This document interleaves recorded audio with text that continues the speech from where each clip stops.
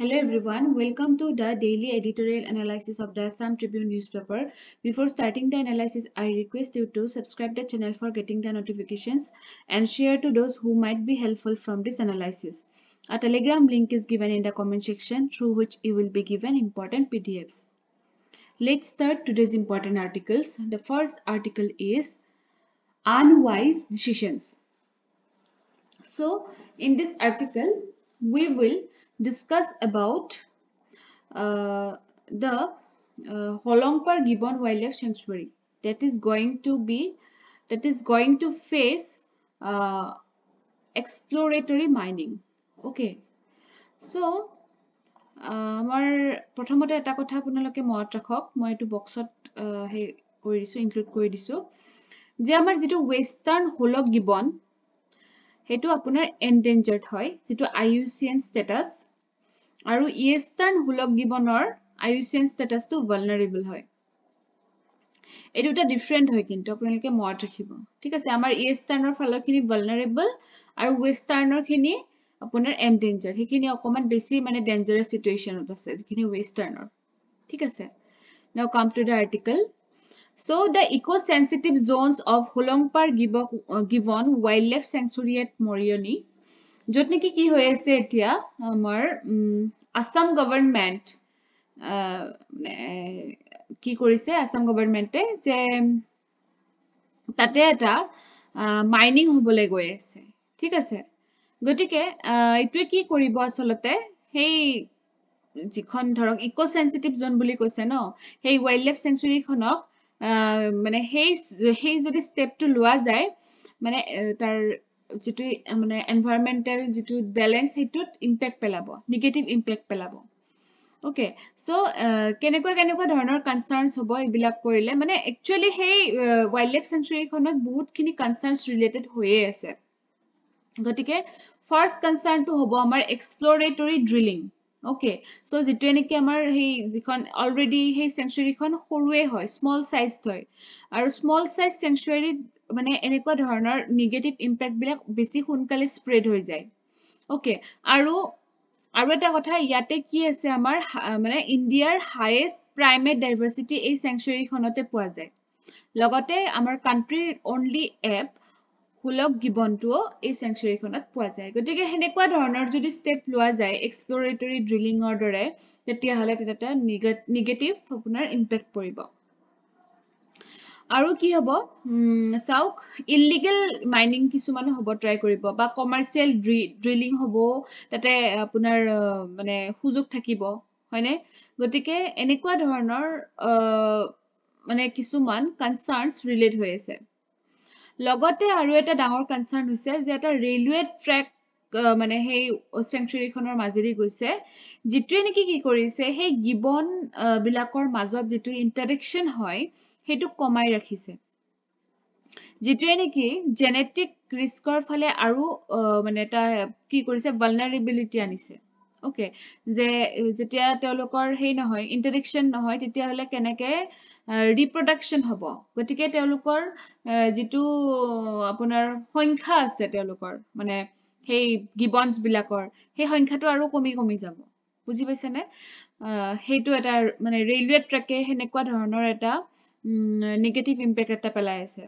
Oil এক্সপ্লোৰেশনটো হৈছে হেইটো এটা নেগেটিভ ইম্প্যাক্ট হ'ব আৰু সবতকে ডাঙৰ এটা আপোনাৰ তাতে হেয়া হৈ আছে যে electrification of the existing train track যেটোৱে নেকি কি কৰিছে মানে হেই গিবনস বা বেলেগ ক্ৰিয়েচাৰ্স বিলাকক মানে কিল কৰি আছে মানে হেই মানে ইলেক্ট্ৰিফিকেশনত কেতিয়াবা লাগি ধৰে ন হেই গিবনস বিলাক গতিকে হেইটো মানে এটা নেগেটিভ ইম্প্যাক্ট কৰি আছে গতিকে ইয়াতে পাঁচটা পইণ্ট ইয়াতে ইনক্লুড কৰিছো ড্ৰিলিং কমাৰ্শিয়াল ড্ৰিলিং ৰেলৱে ট্ৰেকৰ কাৰণে কেনেকুৱা ধৰণে জেনেটিক ৰিস্কত ইম্প্যাক্ট পৰিছে oil exploration electrification of the existing train track okay so এটো কাৰ লগত ৰিলেট হৈ আছে আমাৰ যেটো হোলংপাৰ গিবন ওয়াইল্ডলাইফ সেঞ্চুৰী এটো 2024 ৰ পৰাই নিউজত আছে আৰু ইয়াতে ৱে ফৰৱাৰ্ড কিছুমান দিয়া হৈছে Assam government should address the constraints making it a safe refuge for varied wildlife যে আসলতে এনেকুৱা ধৰণৰ কনষ্ট্ৰেইন্ট বিলাকক আমাৰ আসাম গভৰ্ণমেণ্টে এড্ৰেছে কৰিব লাগে এতিয়া কি হৈছে আসাম গভৰ্ণমেণ্টে কি কৰিছে মানে বস্তুটোক সাপোৰ্ট কৰিছে সেইটো বেয়া কথা হৈছে গতিকে আসাম গভৰ্ণমেণ্টে আসলতে এনেকুৱা ধৰণৰ ডিসিশন বিলাকক এড্ৰেছহে কৰিব লাগে আৰু যেটো আপোনাৰ ৰেলৱে ট্ৰেক হেতু অকমান মানে বহুত দীঘল নহয় 1.65 কিলোমিটাৰছ অনলি গতিকে হেতুক আমি ৰিৰুট কৰিব পাৰো সেই সেঞ্চুৰীখনৰ বাহিৰত ইজিলি ৰিৰুট কৰিব পৰা যায় ঠিক আছে গতিকে হেতু কৰিব পাৰে তাৰ পিছত যেনেকুৱা ধৰণৰ অৰ্গানাইজেশনছ আছে national board for wild life হয়নে সো হেনেকুৱা ধৰণৰ অৰ্গানাইজেশন বিলাকে পাৰমিট কৰিব নালাগে আসলতে হেনেকুৱা ধৰণৰ এটা ইকো সেনসিটিভ এৰিয়াত ড্ৰিলিং কৰিবৰ কাৰণে পাৰমিশন দিব নালাগে যেটো নেকি কৰা হল ওকে তাৰ পিছতে এনজিটি হৈছে নেশনেল গ্ৰীণ ট্ৰিবিউনেল এই ইনষ্টিটিউচনটোৱে এটা গ্ৰেট ৰোল প্লে কৰিব পাৰে আৰু চাওক সবতকে ডাঙৰ কথা আমাৰ এই ওয়াইল্ড লাইফ সেঞ্চুৰীখনত যে মানে আমাৰ যে নিউজটো আহিছে কিয় আহিছে জানেনে এই ডিসিশনটো যেতিয়া ললে যে তাতে কি কৰা হ'ব ড্ৰিলিং কৰা হ'ব তেতিয়া লগে লগে আপোনাৰ জোৰহাটৰ এটা আপোনাৰ সিটিজেন্স বডি আছে জোৰহাট নাগৰিক সমাজ তেখেতসকলে তেওঁলোকৰ ভয়েস ৰেইজ কৰিছে ওকে আৰু এনজিটিত মুভ কৰিছে মানে একচুয়ালি কি হৈছিল আসাম গভৰ্ণমেণ্টৰ যেটো ডিসিশন হেতু সমৰ্থন কৰিলে আপোনাৰ এই এনবিডব্লিউএল মানে national board for wild life permit দি দিলে তেতিয়া মানুহখিনিৰ মানে হে হল মানে এনৰেজড হৈ গল যে কিয় হ'ব এটো কেনেকে হ'ব দিম কাৰণ ইমান এটা ইকো সেনসিটিভ এৰিয়াত কিয় এটো হ'ব দিম হয়নে সেই মানুহখিনি আসলতে কনসাৰ্নড হয় এৱেৰ হয় সেইকাৰণে তেওঁলোকে এতিয়া এনজিটিত গৈছে মানে এই যেটো মানে ডিসিশন হৈছে তাৰ এগেইনষ্টত এপিল কৰিছে ঠিক আছে এটো এটা মানে প্ৰেছ কৰিবলগীয়া কথা যে মানুহখিনি যে ইমান এৱেৰ হৈছে এনভায়ৰনমেন্টক লৈ পেলাই আৰু আমি দীঘলী পুখুৰী পাৰত সেই গছ কেইডালৰ কাৰণে সিটিজেন্স বিলাকৰ কাৰণে আসলতে সেই ডিসিশনটো বন্ধ হৈ গল গতিকে আমাৰ হাতত পাৱাৰ আছে গতিকে এনেকুৱা ধৰণৰ যদি আমি কিবা দেখা পাও আমি তাক বন্ধ কৰিবৰ কাৰণে ট্ৰাই কৰিব লাগে ঠিক আছে এখিনি আপোনাৰ in the form of an answer মই উলিয়াই দিছো okay come to the next article tensions in Indo-Bangla ties আপোনালোকে এটো পঢ়ি আহিছে আজি অকমান মানে আনসাৰ ৰাইটিং হিচাপতে দি দিছো বস্তুখিনি the arrest of Chinmoy Krishna Das তেওঁৰ নামটো শুনিয়ে আছে এজন তেওঁ বৈষ্ণৱাইট লিডাৰ হয় আৰু তেখেত ইস্কনৰ মানে সেই বাংলাদেশৰ ইস্কনৰ এজন মেম্বাৰ হয় কৃষ্ণা কমিউনিটিজ বিলাক থাকে যে তাৰে সো তাতে কি হৈছে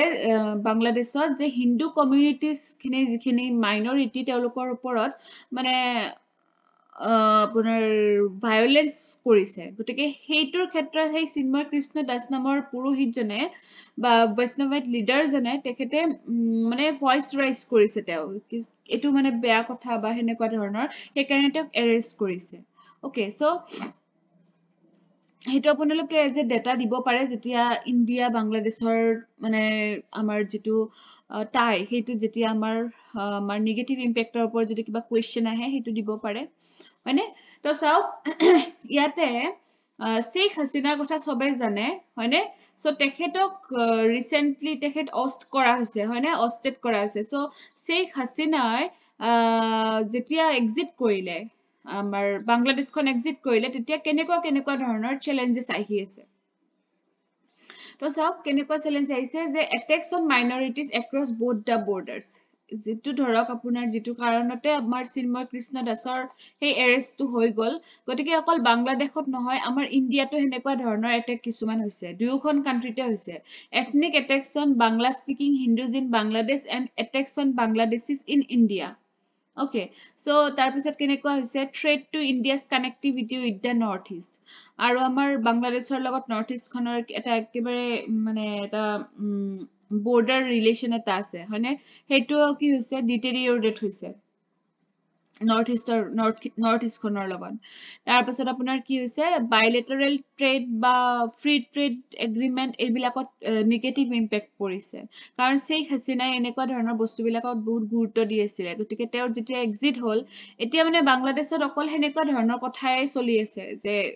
developmental progress enekwa kotha etia iman nai mane etia disturbed hoy ase area to তাৰপিছতে ডিটেৰিয়ৰেশ্যন অফ পিপল টাইজ, যে দুয়োখন কাণ্ট্ৰিৰ মানুহৰ মাজত যিটো টাই, যেনেকুৱা ধৰক টুৰিজিম ন, ফুৰিব যাম। বাংলাদেশতো আমাৰ ইণ্ডিয়াৰ মানুহ ফুৰিব যায়তো, অসমৰ বহুত মানুহে ফুৰিব যায়, কিন্তু প্ৰেজেণ্ট চিটুৱেশ্যনত নাযায়, ভয় কৰে ন এইবিলাক। চ' সেই পিপল টু পিপল টাইপটো কমি গ'ল। তাৰপিছত জিঅ' পলিটিকেল চেলেঞ্জেছ আহি গ'ল, হয়নে? কেনেকুৱা চাওক, পাকিস্তান আৰু চাইনাটো সদায় মানে এইম কৰি থাকে যাতে এনেকুৱা ধৰণৰ এটা হৈ যাওক ন, কি ইণ্ডিয়াক অকলশৰীয়া কৰি দিওঁ। গতিকে তেওঁলোকে খুব ভাল পাইছে এনেকুৱা হোৱাৰ কাৰণে। কিয়? বিকজ এটা অপৰচুনিটি পাইছে ন, যে আমাৰ ইণ্ডিয়াখনে বাংলাদেশৰ লগত ইমান ধুনীয়া ৰিলেশ্যন কৰি আছে, গতিকে সেইটো নষ্ট যেতিয়া হৈছে, তেওঁলোকে মানে এইটো অপৰচুনিটি হিচাপে লৈছে। ঠিক আছে, তাৰপিছত আমাৰ যিটো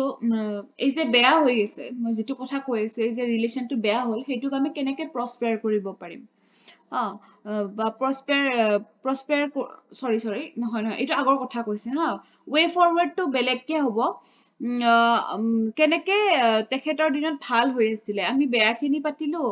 তাৰে আগতটো ভাল হৈ আছিলে ৰিলেশ্যনটো। চ' কিমানখিনি শ্বেইখ হাছিনাৰ আণ্ডাৰত ডেভেলপ হৈছিলে ৰিলেশ্যনটো। চ' আপোনাৰ eradication of anti India terror group, যেনেকুৱা ধৰক জাম্মাত ই ইছলামী বাংলাদেশ বুলি এটা টেৰৰ গ্ৰুপ আছে। চ' সেইটো কি কৰিছে, শ্বেইখ হাছিনাৰ ৰুলৰ টাইমত এৰাডিকেট কৰি দিয়া হৈছে,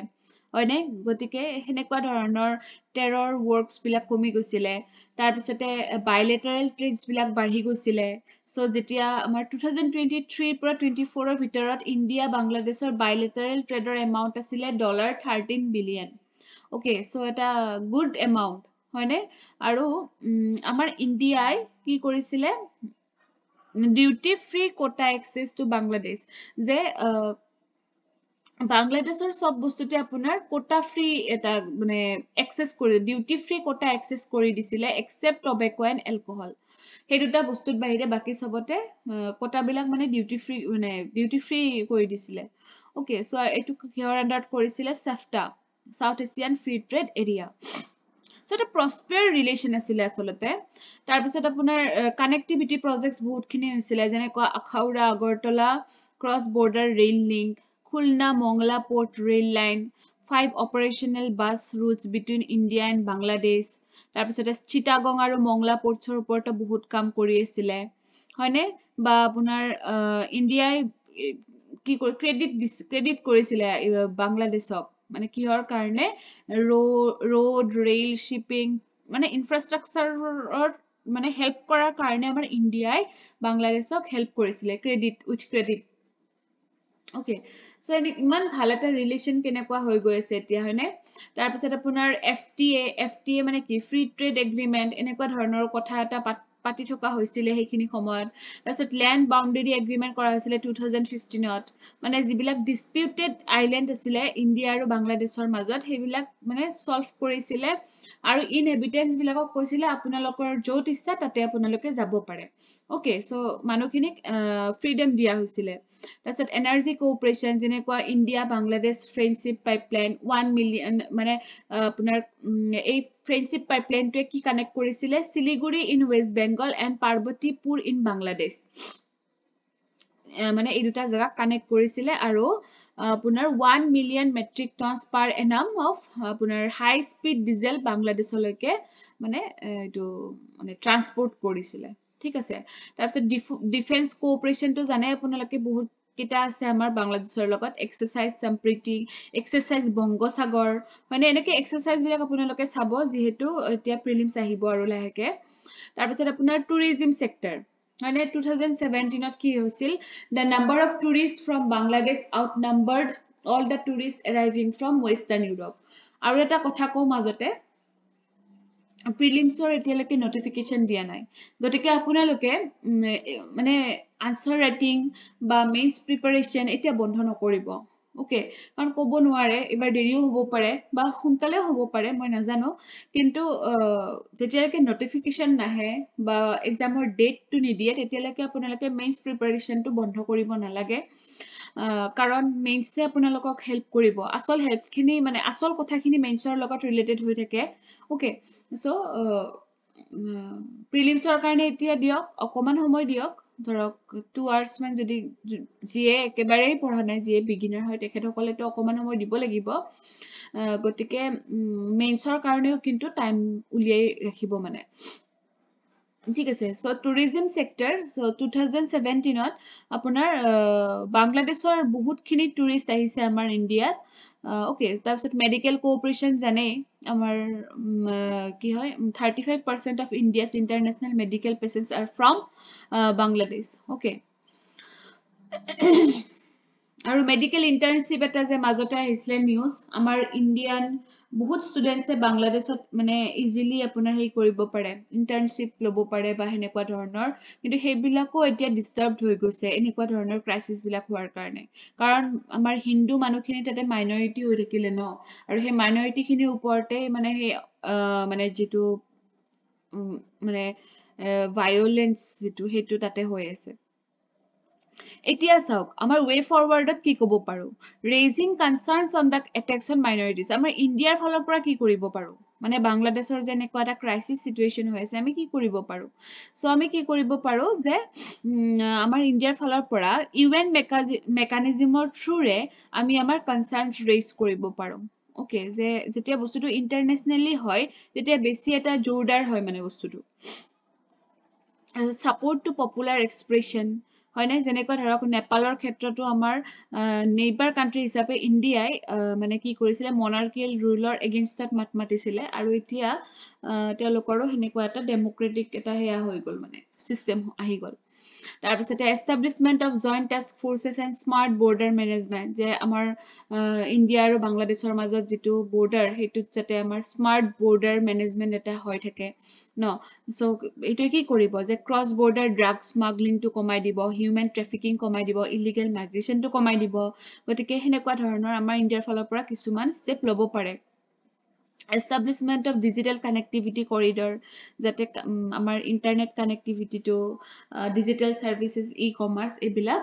ডেভেলপ হৈ থাকে দুয়োখন কাণ্ট্ৰিৰ মাজত তাৰপিছত early conclusion of India Bangladesh free trade agreement okay so আপোনাৰ ফ্ৰী ট্ৰেড এগ্ৰিমেণ্টৰ বিষয়ে আগৰ পৰাই কথা পাতি আহিছে এতিয়া কিন্তু মানে সেইবিলাক কথা এতিয়া হেৰি হৈ গৈছে তথাপিতো আমাৰ ইণ্ডিয়াই কি কৰিব লাগে সেই বস্তুটো কণ্টিনিউ কৰিব মানে ট্ৰাই কৰি থাকিব লাগে ওকে আৰু ইয়াতে এটা ইম্পৰ্টেণ্ট কথা আছে বাংলাদেশে যিটো আপোনাৰ লিষ্ট ডেভেলপ কাণ্ট্ৰিৰ এটা হেয়া পাইছিলে ষ্টেটাছ পাইছিলে সেইটো 2026ৰ পিছত হেৰাই দিব ওকে সো এইটোৰ কাৰণে আমাৰ ইণ্ডিয়াই কি কৰিছে এটা ফ্ৰী ট্ৰেড এগ্ৰিমেণ্ট এটা কৰি লৈছে বাংলাদেশৰ লগত যাতে সেই বস্তুটো হেৰাই গ'লেও বহুত বেছি নিগেটিভ ইম্পেক্ট নপৰে কাণ্ট্ৰিখনৰ ওপৰত ঠিক আছে come to the last important article take progress and fate of idiot box ইয়াতে মেইনলি টিভিৰ হিষ্ট্ৰী বিষয় আছে আমাৰ মিডিয়াৰ এটা পাৰ্ট হয় ন টিভি গতিকে চাওক ইয়াতে যিটো ফাৰ্ষ্ট পেৰাগ্ৰাফ অকমান মই ডাঙৰ কৰি দিছো যদি মিডিয়াৰ ওপৰত কিবা কাৰণত এটা এছে আহে তেতিয়া আপোনালোকে এইখিনি লিখিব পাৰে মানে So, prominent Canadian scholar of mass media, Marshall McLuhan, famously said, television brought the brutality of war into the comfort of the living room. Okay, যে এটা ধুনীয়া কথা কৈছে ন যে ৱাৰখনক আনি পেলাই এটা ধুনীয়া লিভিং ৰুমত মানে এটা কমফৰ্ট হেৰিত আমি চাই থাকিব পাৰো ন যুদ্ধ এখন চ' সেইটো so' Vietnam was lost in the living room of America not on the battlefield of Vietnam তো চাওকচোন কেনেকৈ কম্পেৰিজন কৰিছে হয়নে হয়তো টিভিত আমি কেনেকুৱা এইবিলাক দেখিব পাওঁ ন যে গোটেই পৃথিৱীখনকে আমি দেখিব পাওঁ টিভিটোত হয়নে নহয় চ' এনেকুৱা ধৰণৰ কোডবিলাকক আপোনালোকে মিডিয়া ৰিলেটেড যদি কিবা এছে আহে বা কিবা কুৱেশ্যন আহে তেতিয়া আপোনালোকে এণ্ডিং হিচাপত দিব পাৰে ঠিক আছে চ' সেইকাৰণে মই এইখিনি অকণমান ডাঙৰকৈ দি দিছোঁ ইয়াতে বেলেগ একো নাই প্ৰিলিমছৰ কাৰণে এইখিনি ইম্পৰ্টেণ্ট হ'ব পাৰে যে আমাৰ ইণ্টাৰনেশ্যনেল লেভেলত যিটো ফাৰ্ষ্ট পাব্লিক ব্ৰডকাষ্ট হৈছিল টিভিৰ টেলিভিশ্যনৰ এইটো লণ্ডনত হৈছিলে 1936ত হৈছিলে তাৰপিছত টিভি ষ্টেচনছ হৈছিলে ইউএছত ইন 1939 আৰু আমাৰ ইণ্ডিয়াৰ ক্ষেত্ৰত প্ৰথম টেলিভিশ্যন কেতিয়া ইন্ট্ৰডিউচ হৈছিলে 1959 এই ইয়াৰ কেইটা মনত ৰাখিব তাৰপিছতে ছেটেলাইট টিভি জাৰ্নি কেতিয়া বিগিন হৈছিলে আমাৰ গান্ধী জয়ন্তীত হৈছিলে October 2 1992 when Dr. Subhash Chandra of the ESSEL group launched the country's first satellite channel ZTV. এইটো মনত ৰাখিব ফাৰ্ষ্ট স্যাটেলাইট চেনেলটো কি হয় আমাৰ জিটিভি হয় আৰু এইটো কোনে লঞ্চ কৰিছিলে ইসেল গ্ৰুপ আৰু মানুহজন তাৰ আৰৰ মানুহজন আছিলে ডক্টৰ সুভাষ চন্দ্ৰ ঠিক আছে তাৰপিছত ডিছ টিভি আহিলে হয়নে Dish TV introduce the India's first DTH service on October 2003 এখানে অক্টোবৰে হয় মানে আমাৰ গান্ধী জয়ন্তীতে কৰি আছে না বস্তুবিলাক তাৰপিছতে আপোনাৰ ডিডি ফ্ৰী ডিছ আহিলে India's first free DTH service এটো কোনে কৰিলে বাই প্ৰসাৰ ভাৰতী ইন 2004 সো এখিনি প্ৰিলিমছৰ কাৰণে অলপমান ইম্পৰ্টেন্ট হ'ব পাৰে ওকে সো আজিৰ কাৰণে এখিনিয়ে আছিলে thank you for watching the video